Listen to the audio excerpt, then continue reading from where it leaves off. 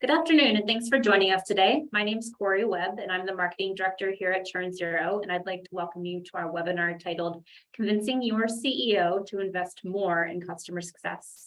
Before we get started, I'd like to remind you that we are recording today's session, and we'll be sending out a link to the recording 24 hours after this webinar. Throughout the presentation, you're welcome to submit your questions via the Q&A button at the bottom of your Zoom screen, and we will address as many as we can during the Q&A portion at the end of this webinar.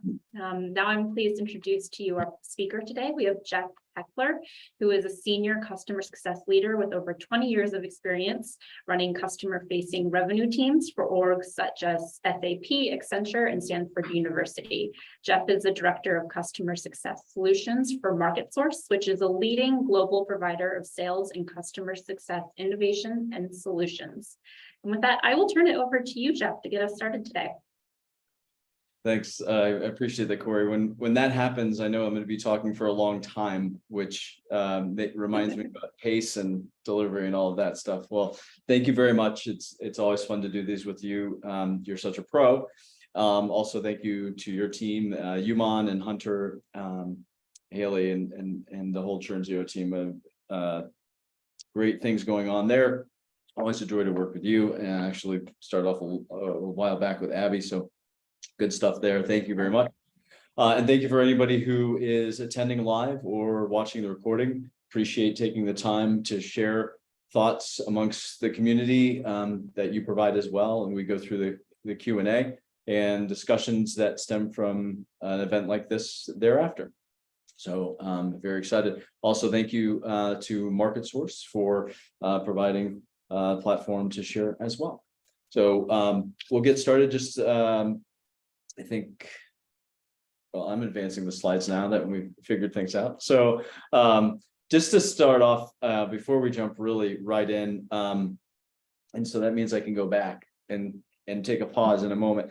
So this is, if you're watching this recording, today is Wednesday, November the 16th, and a lot is going on in the world. A lot has gone on in the world in the past couple of weeks. And yesterday in particular and Monday were difficult days in my network for some folks, as were some days this month.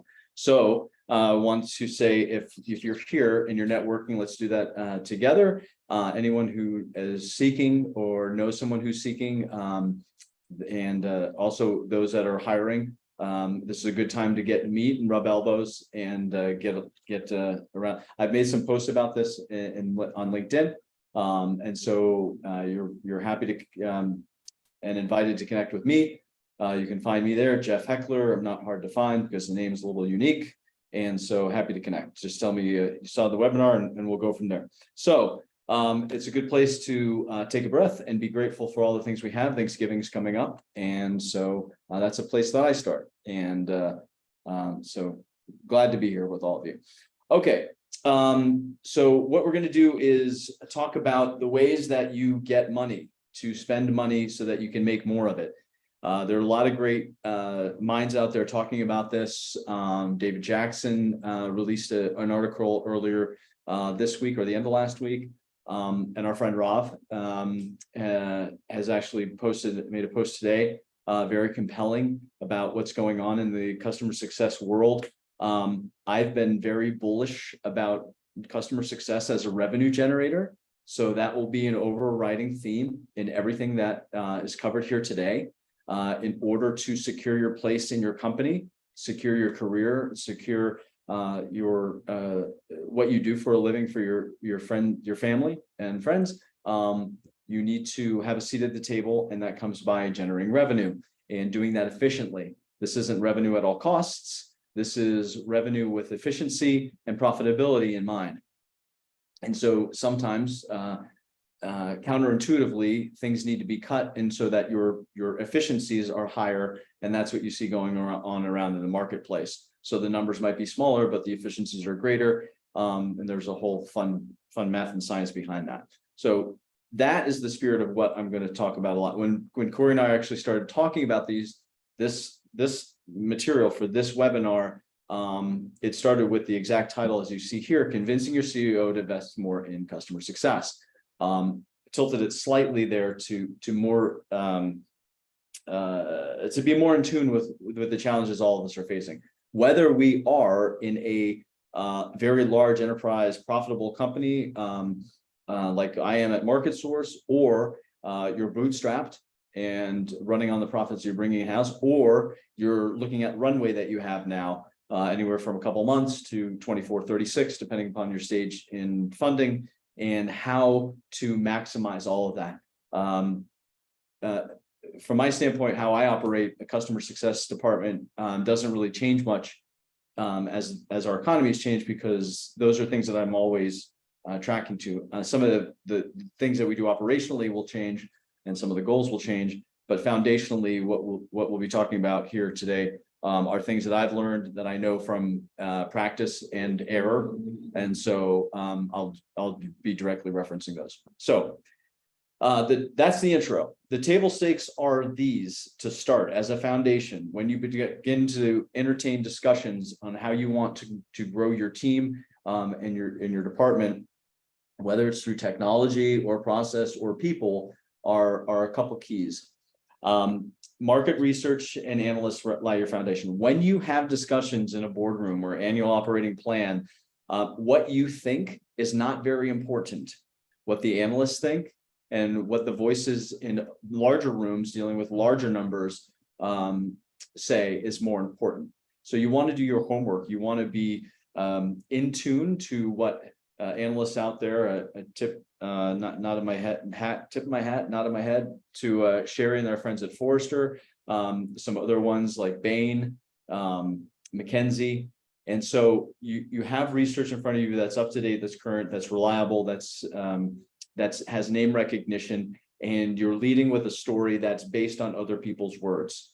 What I say is really great, but it really only matters to me. What is important is that the voices that I'm speaking to in the C-suite and in the boardroom, they understand, they know the reference points from where I'm coming from. So up-to-date market analysis and research is going to be very important and help to build credence and confidence in your story. So that's one. Number two, use research data to build your own case, and to build the case that you're presenting. Now, when we get into what your case looks like, what the ask is, you want that to be highly defined and very particular. One of my CFO friends, Dominic Butero, I knew if I was going to talk with him about anything, whether it was real estate or SaaS, I had to be very sharp in the ask, in the very particular item that we're discussing. And so use a research. So you can think of a kind of building a story like in a newspaper methodology. Your headlines and your big bold numbers from the analysts and from the market research, coming down to, okay, this is the data that we see in the marketplace as it pertains to customer success and our vertical, whether it be SaaS, whether it be on-prem, whether it be security, whether it be CRM, and what the metrics look like in your neck of the woods, in your neighborhood, to build your case and be very pointed in that. And then finally, what the internal data in your house looks like. What do we look like the past 24 months, 36 months? What is trending? How did you come to your hypothesis? Who else in your organization agrees with your hypothesis, or what other cross-functional peers have you discussed with that validate what you're looking at? Have you had not just your financial office run the numbers with you, but you have a separate business intelligence team or business analyst team to also look at the story that you're building? And so those three things are key. More for reference, and also because I'm a sloppy PowerPoint designer that Corey knows well. There's an org chart here. Not very important, but it is there for a purpose. This is an org chart that a model that I have had in the past as part of some other things that I've done. On the left-hand side, you don't squint, you'll hurt your eyes, but they're in that red or magenta looking color, or maybe even salmon, is growth manager. And so when I talk about different orgs, I wrote about this with Rav actually on something he was talking about today. But way back when I first built my first, we called them pooled teams now, I would call them dynamic CSM teams now. When I built my first teams, I called them a growth team. So that is all that they were after and all that they did. They were after growth in a customer base. So expansion, upsell, cross-sell. There's some other teams there like retention, and there's a CS ops team and some other CSM account management teams. But I want to open us up to thinking about building in a team, a very aggressive revenue generating organization. And that's why this is here. So again, in the spirit of the things that we're talking about in our current environments, I want to think about that. I've always been very bullish as customer success as a rev org. And there's tons of podcasts about that. All right. So here we're talking about funding net new initiatives. So kind of in the reverse order, if you think about it fundamentally to building your argument is the why. So why are you interested in building a new initiative? Why would you possibly be interested in tackling a change management obstacle? What is it that compels you to do something like this? So the case and the reason is behind customer and company to revenue. Right? There, you've identified a place in your customer life cycle, which the company can address that can then bring revenue. All right. So philosophically, as a thesis statement, that's what you have. The hypothesis of how you get there is what you're building. So as you do that, you want to make sure that you're corroborating and in lockstep with finance into what you're looking at. So what I mean is we're on a journey now. Once you present an idea as these are the things that I'm thinking about, here's how we're going through the validation. The end result is the result of the ask and then what that ask provides. So let's take, for example, I'll give you the example from my past. So we were, as a customer success organization, we were managing a customer base, but not all of the customer base. So we had a percentage of the customer base, which was a percentage of the revenues. And what we wanted to do was to move up and take on all of the customers, which there were at that point in time close to 100,000, and want to take on all revenue responsibilities that come with it. You can't do that overnight. You can't just do that digitally. You can't just do that without ops. And so you need to think about how is this going to be funded? Right? And so when you look at, well, we want to serve the customer base because it's the right thing to do. It'll bring back feedback loops to the company. It will advise product on what we're seeing in the marketplace and with our customer base. And those are all good and well intentioned, but how are we going to track to revenue beyond that? Now, the first thing to think about is the last bullet point here is what are our historical data? Well, we don't have any historical data because we've never done it before, so we don't know. But that, in fact, you can do. You can go back through segment analysis, segmenting your customers and looking at the customers that aren't currently attached in a customer success motion or with a customer success touch, and look at what those customers have been tracking over X number of months in history. And then what you do is set up so that's your control group. That's actually, that's not your control group. That's your historical data. And then next, what you can set up is a pilot. So by either allocating 2, 4, 6, 8 hours a week from your customer success team, you can put into play motions into that population of untouched customers to then build out what a trial or a pilot or a subset of data that would look like. So a test.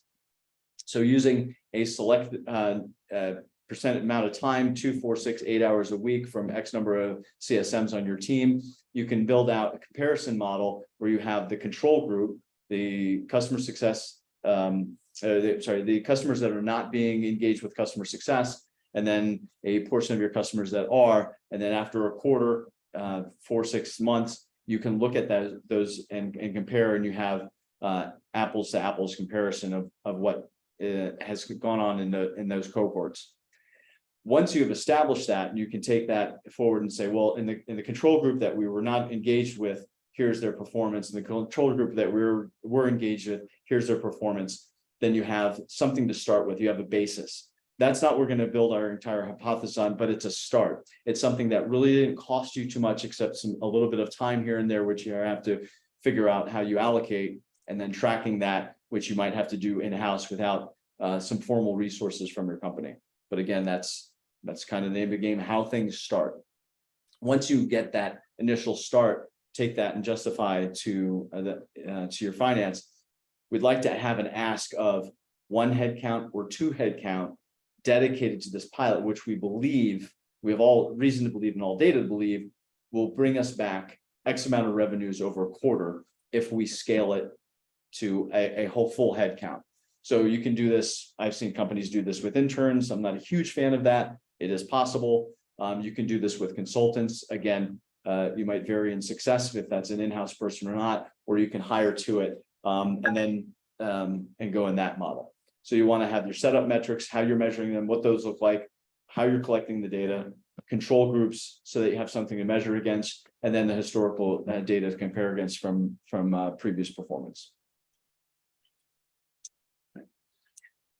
Justifying the budget request. So this is really coming off of that first point we just talked about.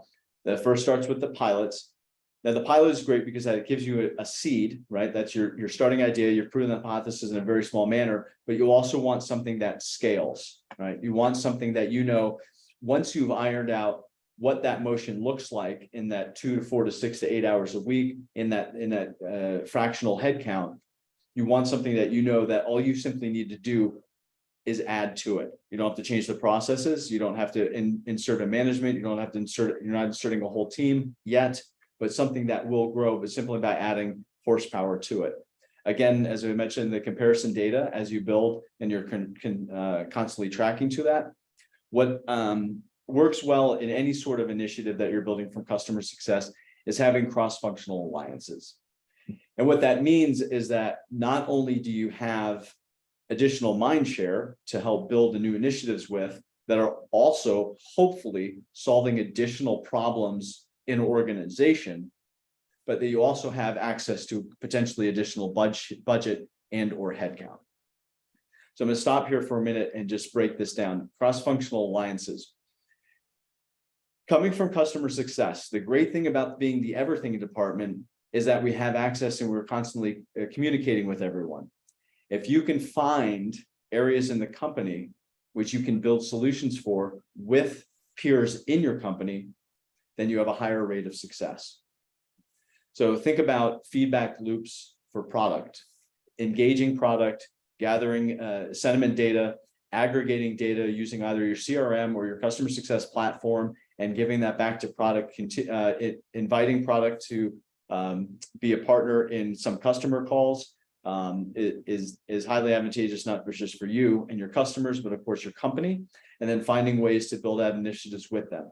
Another popular route is with support.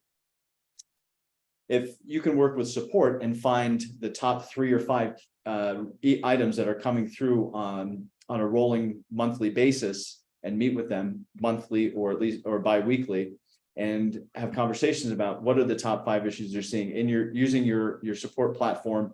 Can we aggregate the top reasons customers are coming through? And then can we digitize or scale information and content to get out ahead of those customers coming through? So if you know that you always have customers that are having a difficult time with data import and export or with integrations with other third parties, can you build content that scales, whether it's just asynchronous consumed content like PDF, a shared doc, an email that's sent out periodically to new users, or is it something like you can do here? You can build a webinar around it. You can do an office hour around it. You can put something in your community if you're lucky enough to have a community. Can you take a problem that's coming in and eating into support headcount time and turn that into a asynchronous piece of enablement and education that's used at any time, anywhere by anybody? So that's one way to get to think about that. This photo here on the right is me with my SVP, Damon Joshua. And what we're doing is we're recording a video that goes out internally for change management around customer success. So we built some customer success collateral and training. And in this video, we're explaining the WIFM, the what's in it for me. Why am I consuming this training material?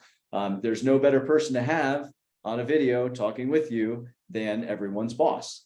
So that's just another way to get creative and to think about how to expand conviction across your user population, whether they are internal or they're external. Another way to think about justifying budget requests and justifying your initiatives is tying them to corporate initiatives. Oh, yeah, every corporate initiative is around things like NRR, profitability. But what are other things that are coming? Do you know that repackaging is coming? Do you know that a merger and acquisition motion is coming? Things that you can tie to corporate initiatives that will help you expand your reach and your budget. And then pet projects. This one is more about your organization. Is there someone in your organization that has initiative themselves that you can attach to, that you can help with your customer success team, resources, processes to help build out for them, and then use that pet project as fodder for you to get to your initiative launched. And then finally, the art of negotiation and compromise. Always thinking with an open mind about how your initiative can be augmented, changed, edited, revised to best get things done for your company, your customers, and your team.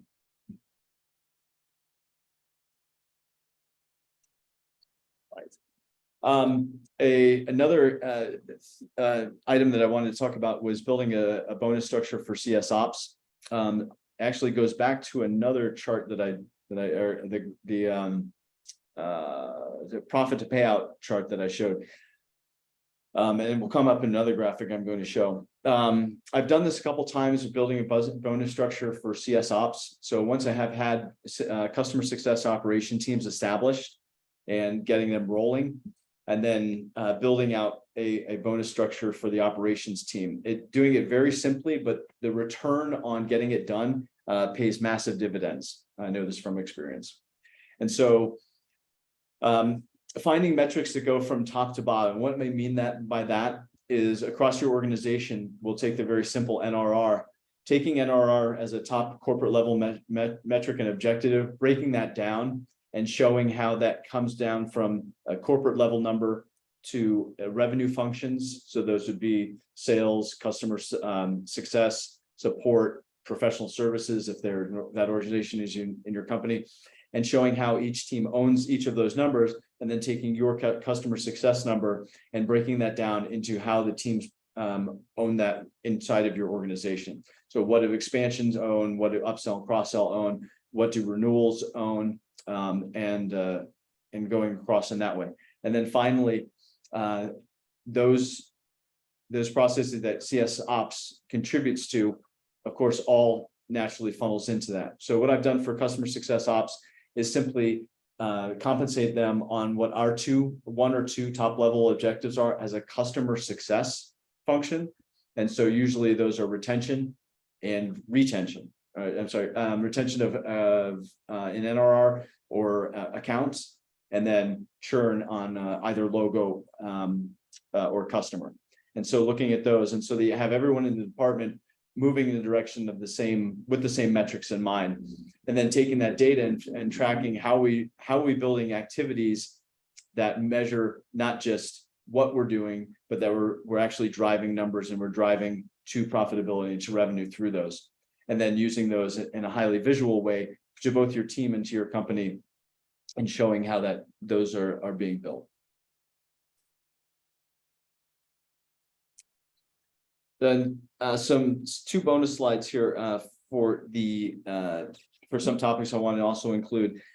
On the right-hand side, what I've done in the past is very crudely taken screenshots of our spreadsheets, our performance tracking systems, and shown how those go directly into the bottom line of how we're building out the initiatives for our teams, and showing our teams how the metrics that we track to go into their day-to-day activities. So everyone on our team, from an individual contributor up through management, understands how we operate on a daily basis, compounds into the metrics that we're tracking to.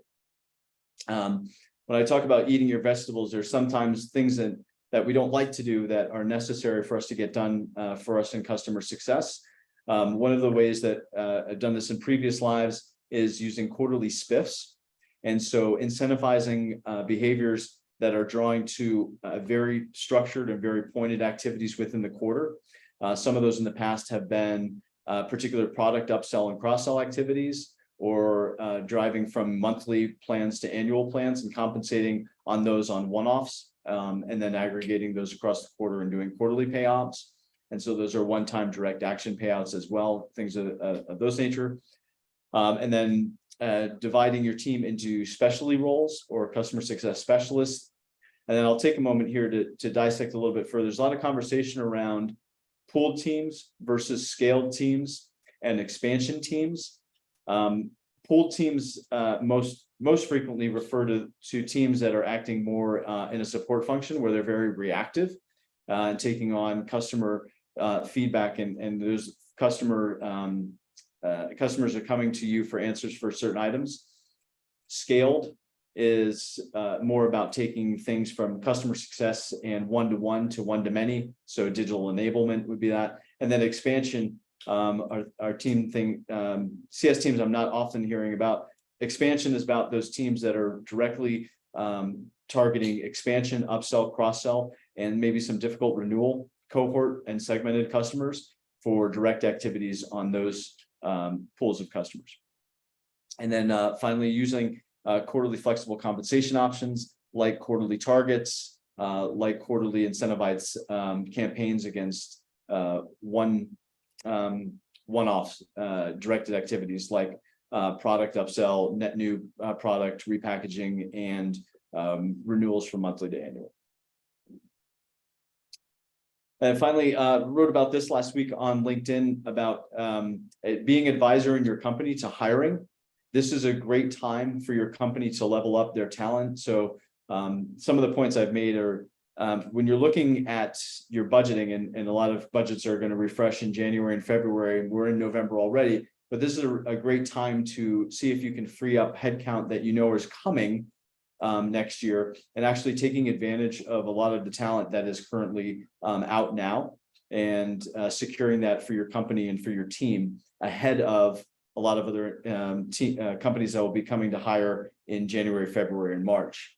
And so looking across, even if you can't secure it now, building those relationships, getting out the word that you have very specific needs in your organization that are strategic, and start to cultivate that talent in your company name now for positions that are either opened or will be opening. Very important to think about that ahead of the game, because this is a great opportunity for the talent that's out there to find great homes, and the great homes to start looking and getting in. It wasn't that long ago we had the war for talent, so those things are always top of mind. And then finally, before we sign off, a lot of these resources on our website here at MarketSource. Also, you're welcome to connect with me on LinkedIn and the things that are right about there. I know Churn Zero provides a great amount of this material as well, so I'm sure you're following them along as well. And now I hand it back over to Corey. Awesome. Thanks for going through that, Jeff. I'd like to invite the audience to please go ahead and submit your questions now, and we'll get to as many as we can. We have had some that already came in, so we'll start with those. But again, please submit your questions. So our first question, and this is an interesting one. I think it's probably more just wanting to get your take on this, Jeff. But the question is, all CEOs should know the basics of customer success, but since CS is such an important factor for growth, why is there pushback on CS budget? If a CEO or CFO wants to budget as little as possible on CS, do they really understand CS? Shouldn't it be in the best interest to learn and want as much as possible? Well, for fear of being in the echo chamber here, when I think about that, I think about that's my job, right? My job is to help to educate and to level up everyone across my org, new hires, folks right out of university, interns, individuals that haven't had exposure to customer success, and then my C-suite about that. And if I'm working for the right leader, I know that they want that information. And so sharing what is important, what we're seeing in the, that's part of my job. And so I lead the customer success function here at the am in the service of MarketSource. And so my job is to continually inform and share knowledge that's going out in the marketplace. There's a great movement, or not movement, but a good spotlight on the entire theory of ecosystems and companies providing an ecosystem, or lack of a better term, a community for their customers. And you see a lot of this in customer success because community is a large part of what we do and how we grow and enable our customer base.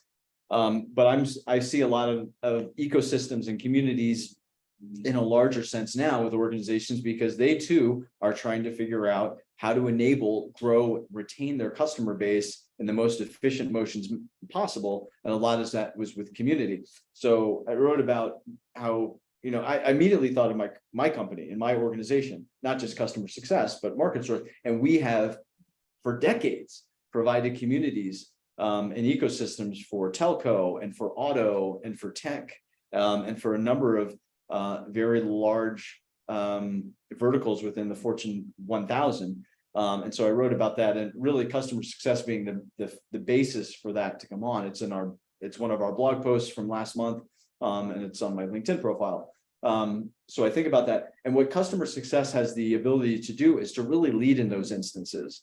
So I would not find fault with the leadership that I'm under, but rather I would find an opportunity to be a leader within my organization to help share where the markets are heading and where we're seeing growth and where we're seeing opportunity. And so that's where I would go. I work with a lot of C-level in my company, outside of my company, and I talk to other ones that are just in my network. They got a lot going on, so if customer success daily isn't in their inbox every morning, it's because they're relying on you to help share that information as well. And so part of it is, we're always talking customer success, education, awareness, and advocacy. And so we need to do that internally as well. Yeah, I think that makes sense. I mean, obviously, there's a lot of departments, fighting over budgeting dollars, and that rolls up to the CEO decisions. But I think, yeah, as you said, it's CS's job to be the champion for that, and then also obviously to champion the customer on their behalf. So our next question is about pilot programs. So you mentioned pilot programs. If you launch one and it actually doesn't turn out to be successful, how could you go about recovering from that without completely losing your credibility? Sure. Well, and that's the thing where, a pilot program isn't when I'm going out to with marketing bells and whistles on. This is something that I'm doing with a fractional headcount allocation. A lot of times my COO might know about it. My VP definitely does, because I have an idea that I vetted with him or her, and we're going to go with it. But this isn't something that I walk into the C-suite and say, hey, by the way, I'm allocating 4 hours a week from 2 CSMs to try to do this expansion motion, which I think is going to have a lot of goodness. Not interested in that. That's not. They're interested in what you're allocating 40 hours a week with 17 people. And so the pilot programs aren't meant to be these big bells and whistles. And not even really once you launch an official full-time headcount on something, it really gets to the point where you see, okay, we've scaled, we have the opportunity to scale this. Now we have a name for this. It's going to be the growth team, and we're going to put 3 to 4 headcount on it. The CFO is on it. We're going to hire 2 heads now, and 1 in another 45 days, and 1 in another 60 days. That's when you you want something to be visible. When you're running your pilot, you're running your test programs, it's like startups. Most of them are going to fail. They're built to fail, and that's okay. If you didn't try. What doesn't fail is the data, right? What behind it wasn't working? Yeah. Was it in the discussion? Was it in the talking points? Was it in the collateral? Was it with your cohort analysis? What was in your hypothesis that wasn't right? Doesn't mean the whole hypothesis was wrong. I come from a chemistry background. I know the whole hypothesis doesn't get scrapped. You don't scrap the whole project. Say, what about this needs to be iterated? What about this? The other thing we haven't talked about is this is great stuff to learn about your team. Who's interested in doing what? Who's got different skill sets that you didn't know about? Who shows strengths and weaknesses in areas that help you develop your team further? And so, that's and some of the other side benefits of doing things like this. Yeah, I think that's some great advice. So kind of on the flip side of that, we have a question that says, what do you think the best way to internally showcase and publicize CS wins are within the organization? Never second guessing if you should. You can take it from me. I worked in an organization. There's an ethos that exists in customer facing places, and there's an ethos that exists in non-customer facing places. And the ethos in customer facing places is you share your wins. It's best to do it with storytelling. It's best to do it if customers do that. It's best to do that with all the players in the organization that make it happen. And so, but my first point was, don't let your self-modesty ruin a good opportunity. And I was guilty of that for a long time. And it's not about me, it's not about self, it's about feeling as if you have a voice and you should project. I've done things like started a weekly Slack post. And so highlighting all the things that have gone on in the department, kind of like a newsletter, but it pays off huge dividends. And yeah, sharing the wins, yeah, absolutely. But it pays off huge dividends for giving a little shine to those in the organization that don't get a lot of shine and feel as if a lot of their efforts are being dismissed. And it also helps with brand awareness. I mean, your customer success team in your organization has a brand, and it probably kicks a lot of butt, and it probably drives a lot of revenue. But what you need to put in that newsletter are the numbers that are making it happen. What conversations led to what results and who was involved? A, B, and C, and that will work. And make it a regular thing. Make it a cadence. Don't make it when it happened randomly on a Wednesday. Do it every Thursday morning, or make it a part of your week, or at least month, to showcase what's going on. And because if customer success is the everything company, then we are getting everybody else involved as well. And so we can share the goodness from all angles of the company that we're working with and that we see, and that we're working with our customers on. I like that. I like that newsletter idea, and also focusing on the customer wins as well, and getting to highlight that. If you're really lucky, you can get your customer on some either hands or get a quote, or just anonymize the things that are coming through an email, or even better, sound bites from your calls. Yeah, marketing would love that too. Win-win. Let's see, our next question. Can you share a strategy of how to approach leadership that is adding resources and budget for new business sales, but not addressing and committing to budget towards retention at the same rate? Sure. It's pretty easy. What I've done in the past is taken, the ARR or MRR that comes through on our teams. So if sales is bringing in X number of MRR a month, look at that headcount, then you can look at what you're managing on your team. Now it's not a one-to-one comparison, because you have to take what sales is bringing in and then compound that from what they're bringing in every month, while you're managing dollars that are hopefully staying month on month. So, but it is important to think about, we haven't even started talking about CAC ratios and, so all the industry numbers that tell us that it's roughly, $1.67 per dollar brought in by sales, whereas it's about,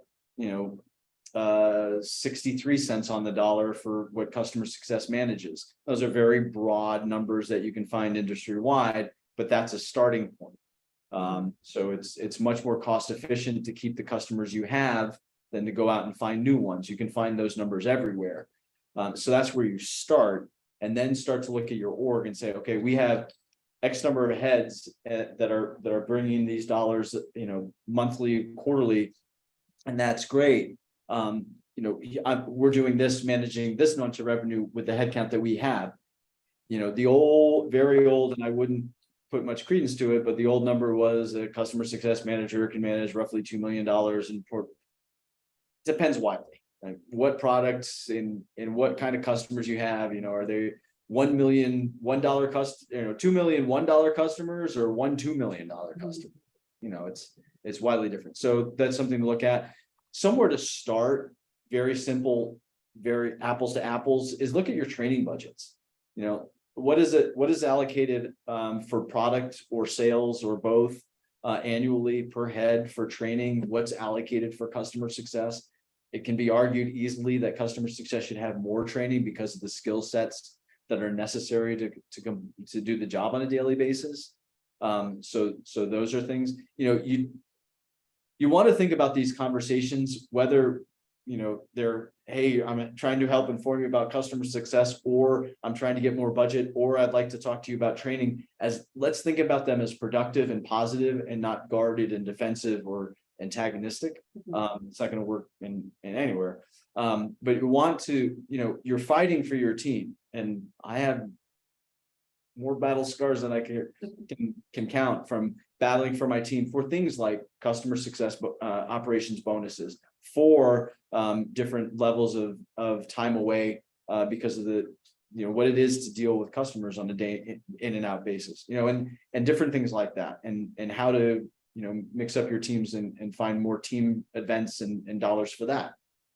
And so when it comes for a dollar across the company, it's generally going to come just per head count, but you want to compare from one department to the next and make sure that there's equal footing.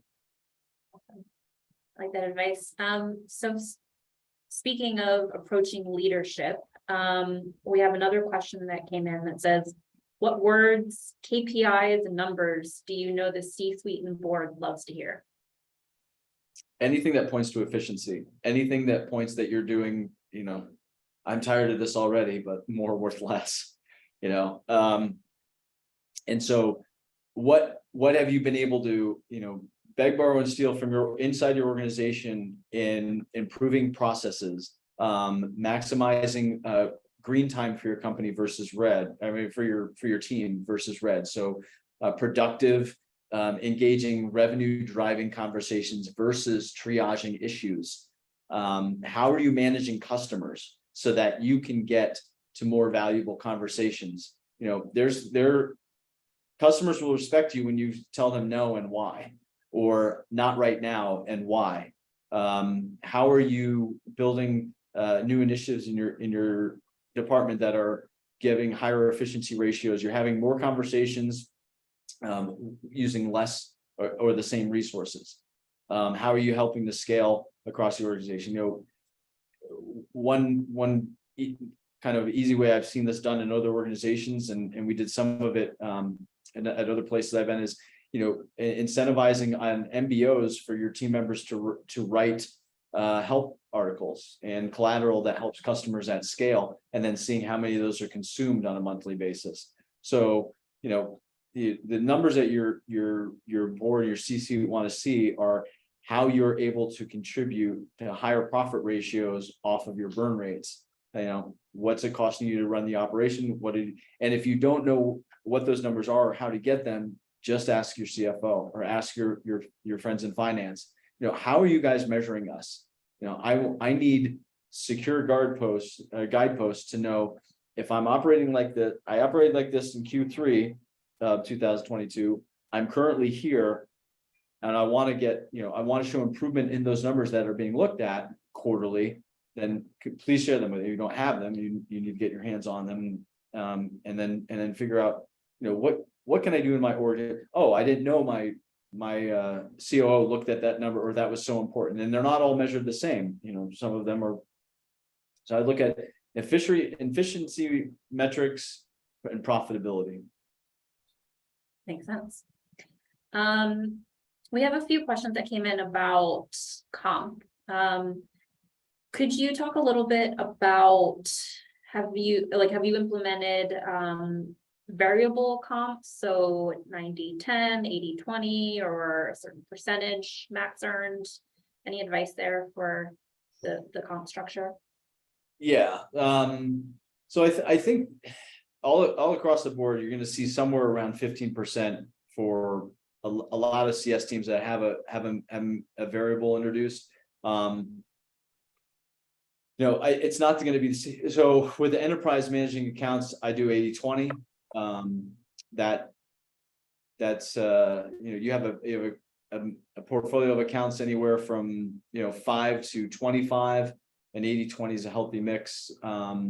I think to incentivize the right behaviors, paid out quarterly. You get to a larger portfolio mix, there's less direct impact that you can have on a portfolio heavy in account numbers, whether they're SMBs or mid-market.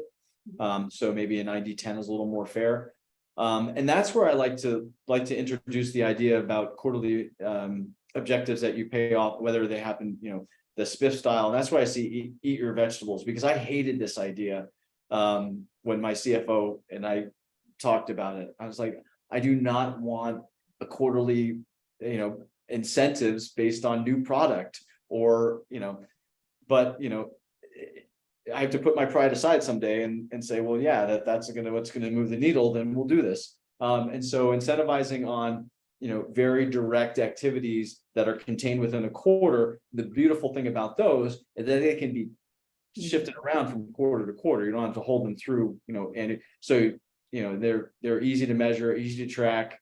They're easy for your team to follow, and they're always top of mind. So I think about very direct quarterly objectives for individuals that don't have enough influence on their portfolio to really move, a variable on an 80-20 or 90-10, and then move them into a place where they can,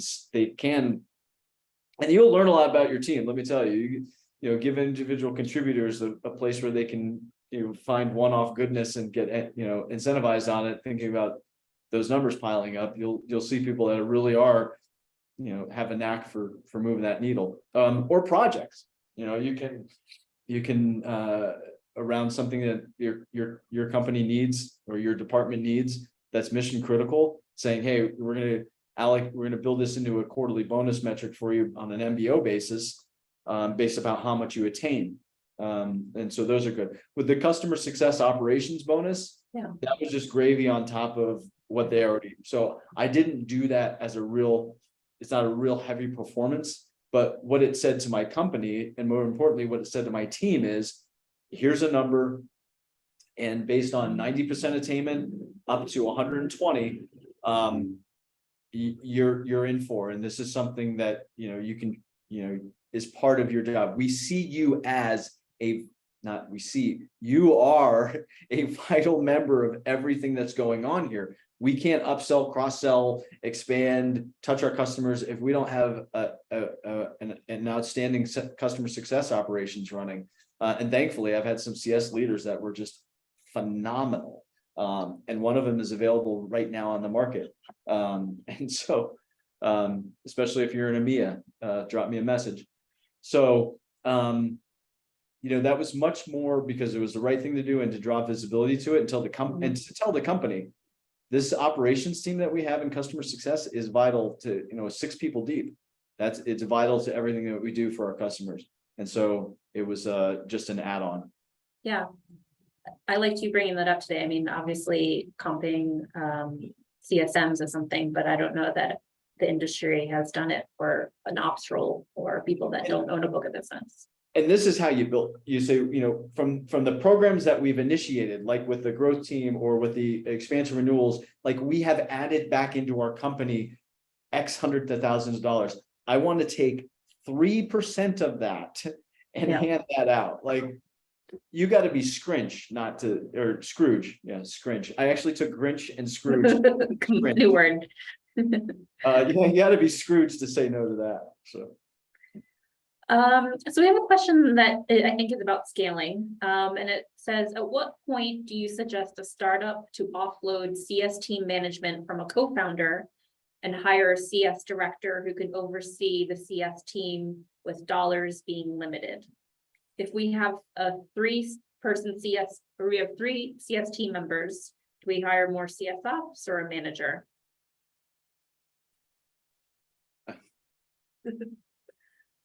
Well, I hate to say that you should have gone further upstream, but you should have gone further upstream. So that question, it most likely is a first-time founder, which is fine. But the problem in there is that the founder is running too much already. That's the first answer. So it's really, you need to hire both. And so what I say to anybody starting a customer success team, your first customer success hire, whether they're labeled or not, is also your first customer success ops hire, because that person is doing they're not even building, like, unless you dictated them the playbook, they're figuring out how to best interact with your customers on the fly, and they're doing that at least with some sort of repetition. And so you've already started your ops team. And when you get to hire number 2 or number 3, you have to hire number 2 and number 3 thinking about, one of these 3 people is my first CS ops leader. Do they have a knack for data? Do they have a knack for process? Do they have a knack for leadership? Do they have a knack for project management? Any of those things will be very helpful. And so, hiring CSMs that have done CS is great. But hiring CSMs that haven't done CS before is also great, because you get a lot of ancillary skill sets if they come from the world of finance, if they come from the world of education, if they come from the world of professional services. I've said this 1,000 times. And so, you're already late to the game, but get the reins out of the founder's hands as quickly as possible. They need to be thinking about the vision of the company, not about how you're engaging with the customers one-to-one on a daily basis. And those customers, when you're starting off, whether they're 1 or 1,000, are the most important 1 or 1,000 customers you have. Even if you outgrow them, they are what are making you live and breathe today. They are the realistic reason of why you have a viable idea. So getting customer success out of their hands ASAP, and allowing them to focus on things that matter. Otherwise, so I can only imagine the other issues that are going to come about if you don't do that. Yeah. Let's make this our last question. You talked about looking to analyst firms for research. Anything that you're seeing pop up for trends for next year that folks should be aligning their teams or budget around? So I'll go into my notepad, and rattle off all the things, because I'm going to be on a webinar next month. And so, also because I'm just a geek. So headcount constraints, more with less, budgeting, the growth of partner and channel models. Some tech companies are deriving 75% of their revenues from partners. You want to really bring them close in right about now. The ecosystems that I mentioned. This is a hot topic. It's been a hot topic since the day I said these 2 words there. Customer marketing, especially with specificity. I'm not even going to attempt it. You got it. I said scrinch. So I don't. This is a very interesting dynamic where one person talks straight for an hour. So that's it. Customer marketing. If we stop calling it customer marketing, people will stop fighting over it. Calling it anyways. The rise of the chief business officer. We have the advent of the CCO. I see the CBO because SROs and these chief revenue officers ain't working out so well, and people still don't know what to do with the CCO. So I've seen chief business officer come around quite a bit. Right now, the trimming seats of all the software you own to bring money back to the business. So those are some of the things that are hot out there. Customer marketing, chief business officer, channels, and partners. We can go over digital CS for the tech touch and all that other stuff we want to call omni-channel enablement, blah blah blah blah. Because so many people already, missed that the first go around, so they got to do it now. But anyways, those are. Awesome. Well, that's a good list for us all to get to work on and research and get ready for next year. So thanks so much, Jeff, for joining us today, and thanks to our audience. I want to remind you that we are recording this session. We'll be sending out an email tomorrow with a link to the recording that you can share with your colleagues or watch again. And at the end of this webcast, you'll see our survey pop up. We'd appreciate if you just take a moment to fill that out to give us some feedback. And thanks for joining us, and have a great rest of your day, everyone. And thanks, Jeff. Thanks, Corey. Thanks, Turn Zero. Bye.